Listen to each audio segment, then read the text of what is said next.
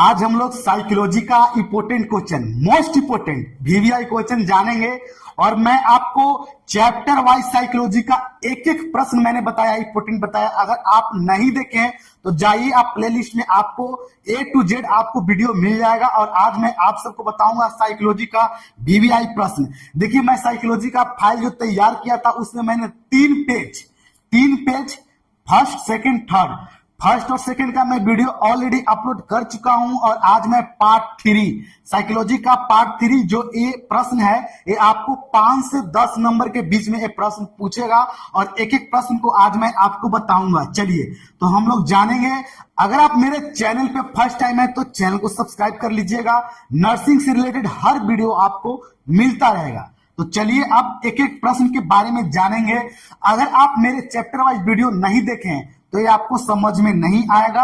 सबसे पहले आप चैप्टर वाइज आप वीडियो जाके देख लीजिए। Important of psychology for nurse, देखिए इसके बारे में मैं आपको विस्तार से बताया हूं। अगर आप वीडियो देखे होंगे चैप्टर वाइज, चैप्टर 1 में तो मैं आपको बताया था नर्स क्यों अध्ययन करती है साइकोलॉजी, क्योंकि साइकोलॉजी का बहुत इंपॉर्टेंट रोल होता है मेडिकल फील्ड में। अगर कोई पेशेंट है जो 4 महीना के 5 महीना के बच्चा है और वो अपना बारे में नहीं बताता उसके अंदर क्या समस्या है। कुछ ऐसे पेशेंट होते हैं जो बूढ़े होते हैं, जो बहुत ज्यादा एज होता है, वो भी अपना समस्या को नहीं बोल पाते हैं। तो हम उनके फीलिंग से, इमोशन से, साइकोलॉजी के माध्यम से हम जानते हैं।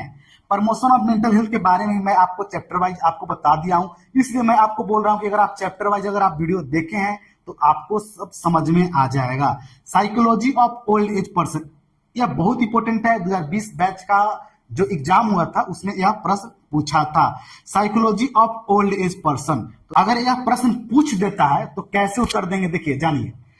एक अगर बूढ़ा आदमी को अगर आप देखते हैं उसमें आपको क्या क्या परिवर्तन नजर आएगा, जैसे में उसका मसल कॉन्ट्रेक्शन हो गया, और उसके अलावा क्या आपका नजर आएगा, उसमें चेंजिंग नजर आएगा, जैसे में उसका मेंटल एबिलिटी हो गया, थिंकिंग एबिलिटी, मेमोरी पावर। तो इस तरह से हम यहाँ पे लिखेंगे जो उसमें आपको डिफेक्ट नजर आएगा।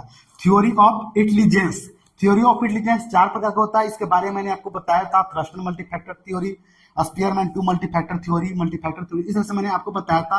Characteristic of mental health person, क्या गुण होता है एक मेंटल हेल्थ पर्सन का। देखिए यहाँ पे मैं आपको सिर्फ क्वेश्चन बता रहा हूँ, लाइव में मैं आपको डिटेल से बताऊंगा। कॉन्सेप्ट ऑफ एप्टीट्यूड, देखिए कॉन्सेप्ट ऑफ एप्टीट्यूड और एटीट्यूड, ये दोनों प्रश्न बहुत कॉमन है, लेकिन दोनों लोग सोचते हैं एक समान है, बहुत अंतर है।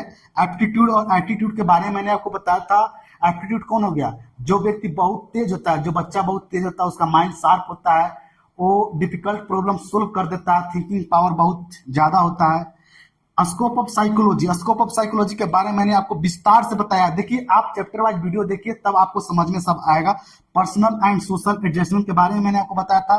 क्लासिफिकेशन ऑफ साइकोलॉजिकल टेस्ट, ये भी मैंने आपको बताया था। हेल्थ एंड इलनेस, देखिए हेल्थ और इलनेस का डिफिनेशन भी मैंने आपको बताया था। और इसी से रिलेटेड एक और प्रश्न पूछ देता है, हेल्थ एंड इलनेस कॉन्सेप्ट। तो ये भी प्रश्न के बारे में मैं आपको बताया था लाइव क्लास में। देखिए यहाँ पे मैं आपको सिर्फ क्वेश्चन बता रहा हूं ना कि आपको इसको आंसर समझें। मैं इसका आंसर डिटेल से अगर आप जानना चाहते हैं तो आप व्हाट्सएप ग्रुप में ज्वाइन हो जाइए, वहां पे मैसेज कीजिए, मैं आपको लाइव क्लास दूंगा। साइकोलॉजी ऑफ एडॉप्टेड चाइल्ड, उसके बाद नेक्स्ट हो गया आपका warning sign of poor mental health.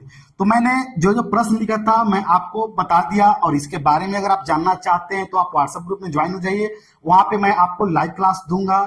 चलिए तो मिलते हैं नेक्स्ट क्लास में। अगर आपको किसी भी तरह का प्रश्न है तो आप व्हाट्सएप ग्रुप में ज्वाइन हो जाइए, वहां पे पूछ सकते हैं।